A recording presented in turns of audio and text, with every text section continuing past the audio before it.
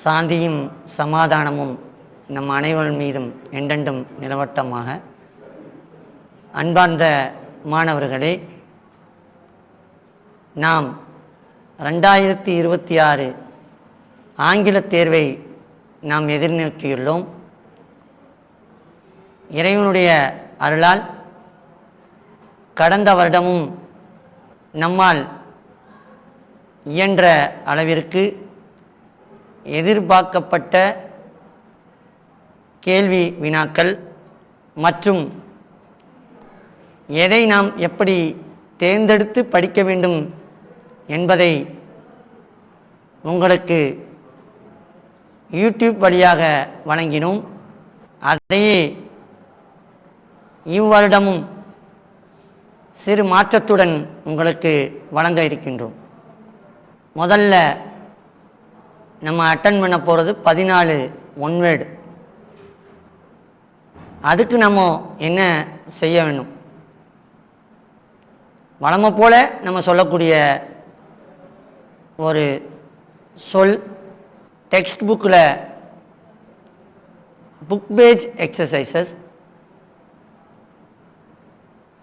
மற்றும் previous year public questions மற்றும் parent teacher association questions இவ்வளத்தையும் நம்ம ரெஃபர் பண்ணாலே மேக்ஸிமம் 100க்கு 100 அல்லது 99, 98 நம்ம கண்டிப்பாக நம்ம என்ன செஞ்சிடலாம், எடுத்துடலாம். நம்ம இந்த ஒன் வேர்டு என்னென்ன பேஜில் டெக்ஸ்ட் புக்கில் இருக்குது அப்படிங்கிறத உங்களுக்கு டிஸ்கிரிப்ஷனில் கீழே என்ன செய்வாங்க, போடுவாங்க. அந்த பேஜஸை பார்த்து நீங்கள் அதுக்கு ப்ரிப்பேர் ஆகிக்கோங்க. ப்ளஸ் எக்ஸ்பெக்டட் ஒன் வேர்ட்ஸும் மெட்டீரியல் நம்ம வந்து கீழே உள்ள லிங்க்கில் நம்ம பிடிஎஃபாவோ ஏன்னா இல்லாட்டா யூடியூப் லிங்க்காவோ அதில் நம்ம என்ன செய்வோம் தருவோம். அதையும் நீங்கள் என்ன செஞ்சுக்கோங்க, ரெஃபர் பண்ணிக்கோங்க. அப்போ ஒன் வேர்டு முடிஞ்சதுக்கப்புறம் 2 மார்க் கொஸ்டின்ஸ் 4 2 மார்க் கொடுத்து அதில் ஏதாச்சும் 3 அட்டன் பண்ண சொல்கிறாங்க. மொத்தம் நமக்கு வந்து ப்ரோஸ் வந்து 7 ப்ரோஸ் இருக்குது. அதில் நம்ம 6 கம்ப்ளீட்டாக படிச்சுக்கலாம். இல்லைனா 7க்கு 7ஐயுமே படிச்சுட்டு போனால் அடிஷ்னல் கொஸ்டின் நம்ம கேட்டோன்னா நம்ம அதை என்ன செய்யலாம், நம்மளால் அதுக்கும் நம்ம ஆன்சர் பண்ண முடியும். நம்ம இது வரைக்கும் உள்ள பப்ளிக் கொஸ்டின்ஸை ரிவ்யூ பண்ணி பார்க்க சொல்ல 99% டெக்ஸ்டுவலாக தான் இருக்குது. எக்ஸப்ஷனலாக 1 or 2 கொஷின்ஸ் வந்து அடிஷ்னலில் இருக்குது. அப்போ 2 மார்க்ஸுக்கு நம்ம எப்படி ப்ரிப்பேர் பண்ணிக்கிறோம்? இப்போ எக்ஸ்பெக்டட் கொஷின்ஸுன்னு சொல்லி நம்ம சொல்கிறது 2 வகையாக நம்ம சொல்லலாம். ஒன்று ரிப்பீட்டட் ஆகுனது, இன்னொன்று இது வரைக்கும் கேட்காதது. ரேங்க் ஹோல்டர்ஸ் வந்து நீ ஃபுல்லுமே தரவாக படிச்சுக்கலாம். ஆவரேஜ் ஸ்லோ லேர்னர்ஸ் வந்து நீ என்ன செய்யலாம், ரிப்பீட்டடாக கேட்டதே நீ பார்த்துட்டு போகலாம். ஒன் வேர்டு 2 மார்க்கையும் நீ என்ன செஞ்சிடலாம், ஒன் வேர்டு ஆன்சர் மாதிரி இருக்கக்கூடிய 2 மார்க்கையும் நீ என்ன செய்யலாம், ப்ரிப்பேர் பண்ணிட்டு போனால் நம்ம வந்து நல்ல 2 மார்க்குன்னு நம்ம ஃபுல் மதிப்பெண் நம்ம என்ன செய்யலாம், எடுக்கலாம். நெக்ஸ்ட்டு வந்து என்னென்னா போயம் அப்ரிசியேஷன் கொஸ்டின். அதுவும் நமக்கு புக் பேக்லேயும் இருக்குது. ப்ளஸ் வந்து பப்ளிக் கொஷின்ஸு பிடிஏல இருக்குது. இது போக ஒவ்வொரு டிஸ்ட்ரிக்ட்லேருந்தும் போயம் அப்ரிசியேஷன் கொஸ்டின்ஸ் மெட்டீரியல் போட்டிருக்காங்க. ரேங்க் ஹோல்டர்ஸ் அதையும் ரெஃபர் பண்ணிக்கலாம். இறைவனுக்கே எல்லா புகழும். முந்தின வருஷம் என் பள்ளியுடைய மாணவர் ஹையஸ்ட் மார்க்கு 91 தான் எடுத்தார். நம்ம அந்த ஸ்கிரிப்டை வச்சு ஒரு வீடியோ போட்டோம், அவர் என்னென்னலாம் மார்க் விட்டுருக்காரு அப்படின்ட்டு. கடந்த வருஷம் 2025 அந்த 91 வந்து 96 ஆயிடுச்சு. இந்த வருஷம் நம்மளுடைய டார்கெட் என்னென்னா சென்டம், அதுதான் டார்கெட்.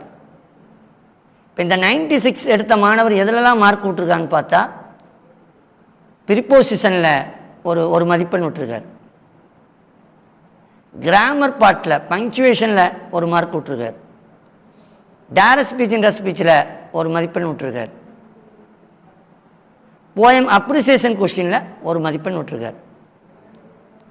இப்போ இந்த வீடியோ வாட்ச் பண்ணக்கூடிய ரேங்க் ஹோல்டர்ஸ் நீங்கள் இதெல்லாம் கொஞ்சம் நல்ல தரவாக பார்த்துக்கிட்டா, டைம் பிளான் பண்ணி, நமக்கு வந்து கிட்டத்தட்ட 4.5 நாள் லீவ் வருது. இப்போ எங்கள் ஸ்கூலில் நடந்த 3rd டிவிஷனில் இங்கிலீஷில் ஹையஸ்ட் மார்க்கு இப்போ 97. அந்த ஃபஸ்ட் ரேங்க் ஹோல்டர் என்ன செஞ்சுருக்காரு, 1 வேர்டில் ஒரு மதிப்பெண் விட்டுருக்காரு, 2 மார்க்கில் ஒரு மதிப்பெண் விட்டுருக்காரு, ஸ்டோரி பேரா சப்ளிமெண்ட்ரி பேராகிராஃபில் கிராமட்டிக்கல் மிஸ்டேக் விட்டுருக்காரு. அப்போ இதெல்லாம் நீ கான்சன்ட்ரேஷன் பண்ணால் கண்டிப்பாக உன்னுடைய டோட்டலை என்ன செய்யலாம், ரைஸ் பண்ணலாம். ரைட், நம்ம இப்போ கொஷினுடைய தொடர்ச்சிக்கு வருவோம். போயம் கொஷின் ஆன்சர் நம்ம சொல்லிட்டோம், என்ன பண்ணணும் எதை ரெஃபர் பண்ணணும்னு நம்ம சொல்லியாச்சு. நெக்ஸ்ட் என்னன்னு கேட்டேன்னா கிராமர் பார்ட். ஏற்கனவே நம்ம சொன்ன மாதிரி தான், book back exercise, PTA plus previous year public questions, இதை நம்ம ரெஃபர் பண்ணாலே மேக்ஸிமம் மார்க் நமக்கு வந்துடும். நம்ம எக்ஸ்பெக்டடும் அந்த என்னென்ன பேஜ் நம்பரில் என்னென்ன கொஸ்டின்ஸ் இருக்குது, அந்த ஆன்சர் இருக்குங்கிறத நம்ம என்ன செய்வோம், நம்ம சொல்லுவோம். நெக்ஸ்ட்டு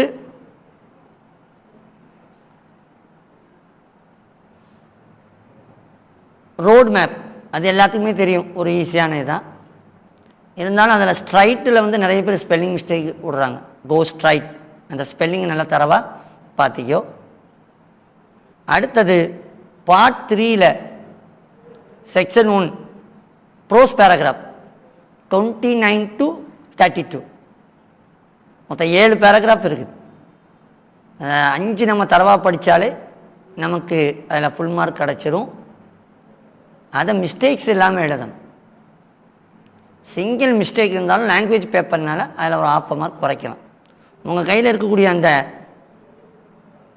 ப்ரீவியஸ் எக்ஸாமில் உள்ள அந்த பேப்பர்ஸை நீங்கள் அதை ரிவ்யூ பண்ணிவிட்டு போங்க. அதில் என்னென்ன மிஸ்டேக் விட்ருக்கீங்கன்னு ரிவ்யூ பண்ணிவிட்டு போங்க. அந்த மிஸ்டேக்ஸை அதில் கமிட் பண்ணாமல் இருந்தாலே நம்ம நல்ல மதிப்பெண் செய்யலாம், கண்டிப்பாக எடுக்கலாம். நெக்ஸ்ட் என்னென்னா 33 to 36 போயம் ஏரியா 20 மார்க்ஸ் கொடுத்து அதில் நம்ம 10 மார்க்ஸ் அட்டன் பண்ணணும்.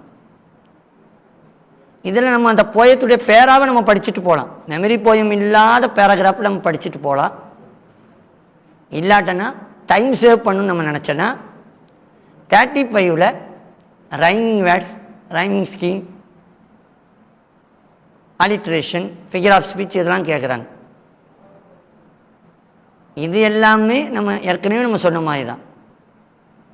Book back previous year questions, ஏன்னா பிடிஏ கொஸ்டின்ஸு, அதுபோக அடிஷ்னலாக கவர்மெண்ட்லேருந்து ஒவ்வொரு டிஸ்ட்ரிக்ட்லையும் போட்ட மெட்டீரியலையும் நம்ம ரெஃபர் பண்ணிவிட்டு போகலாம். ஏன்னா வெளியிலேருந்து நம்ம கேட்க போகிறது கிடையாது.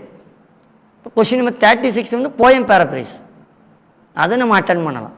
யார் போயம், அந்த லைன்ஸை யார் எழுதுனா, போயம் யார், போயட் யார், அந்த லைனுக்குள்ளே விளக்கம். நம்ம காமன் பேராகிராஃப் படிச்சுட்டா, ஏன்னா அதோடைய சம்மரி படிச்சுக்கிட்டா அந்த லைனுக்கு ஏற்ற விளக்கத்தை நம்ம என்ன செஞ்சிடலாம், எழுதிடலாம். நெக்ஸ்ட்டு சப்ளிமெண்ட்ரிலேருந்து கொஸ்டின் ஸ்டார்ட் ஆகும். 37, 38. 37 கொஹிரண்ட் ஆர்டர்.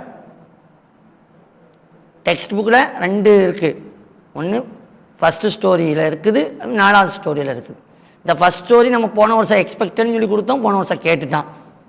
அதனால் இந்த வருஷம் நம்ம 4வது ஸ்டோரியில் எதிர்பார்க்கலாம்.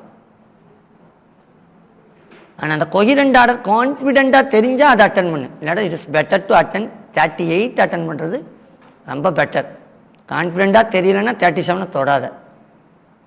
37 எழுதிட்டு நீ 38 எழுதுனா 37 தப்பாயிட்டுன்னா 38க்கு நாங்கள் மார்க் கொடுக்க மாட்டோம். எக்ஸஸ்ன்னு போட்டு அதை கட் பண்ணி விட்டுருவோம். லாஸ்ட்டாக 3rd ரிவிஷன் நான் பேப்பர் திருத்த சொல்ல நிறைய ஸ்டூடெண்ட்ஸ் அந்த மிஸ்டேக்கை பண்ணியிருக்காங்க. ரேங்க் ஹோல்டர்ஸே அந்த மிஸ்டேக்கை பண்ணியிருக்காங்க. 97 மார்க் எடுத்துட்டு கொஹிரண்ட் ஆர்டரில் 3 மார்க் தப்பாகி போச்சு. நம்ம அது காம்ப்ரிஹென்ஷன் கொஷின் அட்டன் பண்ணிடலாம்.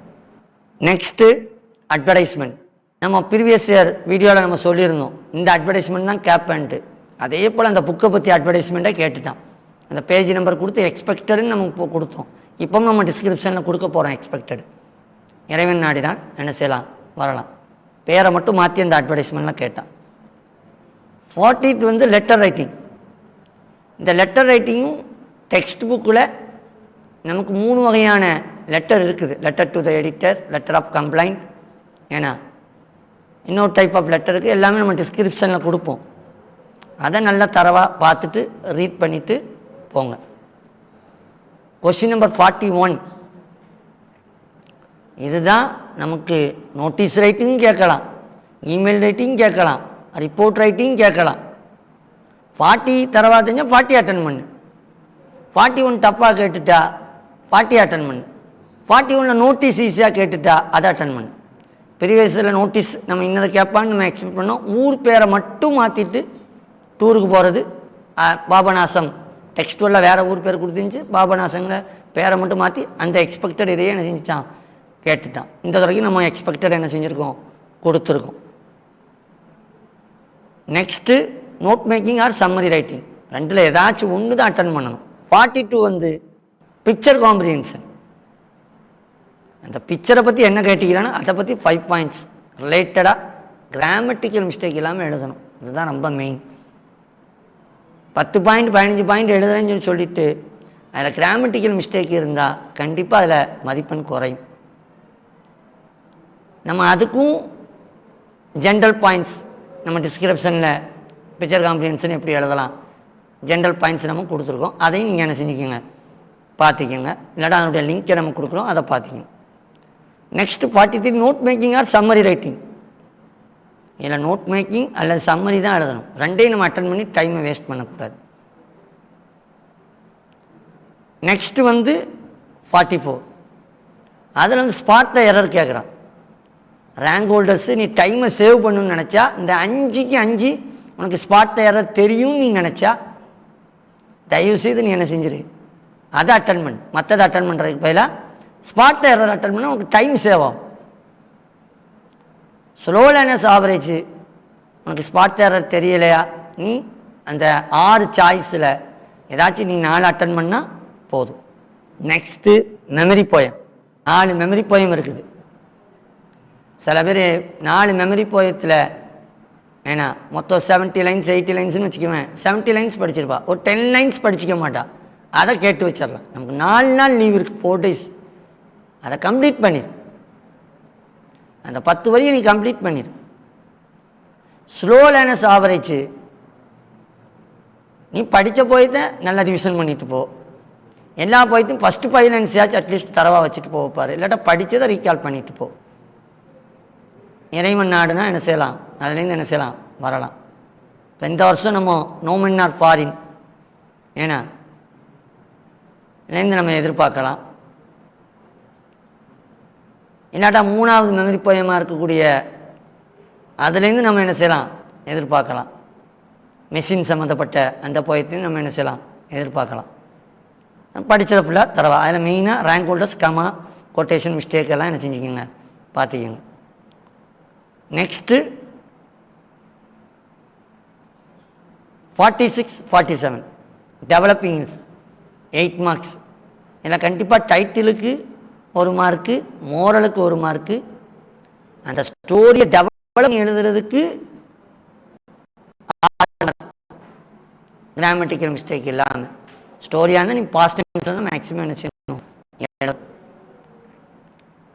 ஸ்லோ லேர்னர்ஸுக்கு நீ காமன் பேராக படித்து என்ன செஞ்சுக்கலாம், எழுதிக்கலாம். இல்லாட்டா அதையும் ஹின்ஸை நீ டெவலப் பண்ணி என்ன செஞ்சுக்கலாம், எழுதிக்கலாம். வந்து comprehension.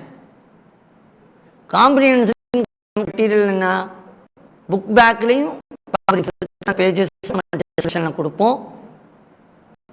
Plus previous year public கொஷின்ஸில் இருக்குது, பிடிஎல் இருக்குது. அதெல்லாம் ஒரு ரீட் பண்ணிட்டா அதுலேருந்து கேட்டிருக்காங்க பப்ளிக்கில். இந்த வருஷம் நமக்கு லக்கியாக இருந்தால் அதுலேருந்தே நமக்கு வரலாம். அப்போ அதை நம்ம ரீட் பண்ணிட்டு போனால் அதில் நமக்கு டைம் சேவ் ஆகும். மெயினாக லாங்குவேஜ் பேப்பருங்கிறதுனால சென்டம் வந்து ஈஸியாக போடுற மாட்டோம். கிராமட்டிக்கல் மிஸ்டேக் இல்லாமல் எழுதுறது, ஸ்பெல்லிங் மிஸ்டேக் இல்லாமல் எழுதுறது ரொம்ப ரொம்ப முக்கியம். நம்ம மற்ற விஷயம் வீடியோஸ் போட்டிருக்கோம், அதில் வரும். ப்ளஸ் எக்ஸ்பிரஷன்ஸு, ஒன் வேர்டு, அதுவும் நம்ம என்ன செய்வோம், டிஸ்கிரிப்ஷனில் அந்த லிங்க் நம்ம என்ன செய்வோம் கொடுப்போம். நீங்கள் அதை என்ன செஞ்சுக்கோங்க, யூஸ் பண்ணி பயனடைச்சிக்கோங்க. இந்த வருஷம் நம்ம எதிர்பார்க்குறது மோர் சென்டம்ஸ் இன் இங்கிலீஷ். நிறைய சென்டம் என்ன செய்கிறோம் நம்ம எதிர்பார்க்குறோம். அதுக்கு நம்ம ஏற்கனவே சொன்ன மாதிரி book back exercise, PTA question, previous year public questions, இதெல்லாம் நம்ம நல்லா தரவாக பார்த்துட்டு போனாலே மேக்ஸிமம் 100 எடுக்கிறதுக்கு வாய்ப்பு இருக்குது. Wish you all the best. நல்ல மதிப்பெண் பெற உங்களை வாழ்த்துகின்றேன். சாந்தியும் சமாதானமும் அனைவர் மீதும் என்றென்றும் நிலவட்டுமாக. Thank you students. Thank you very much.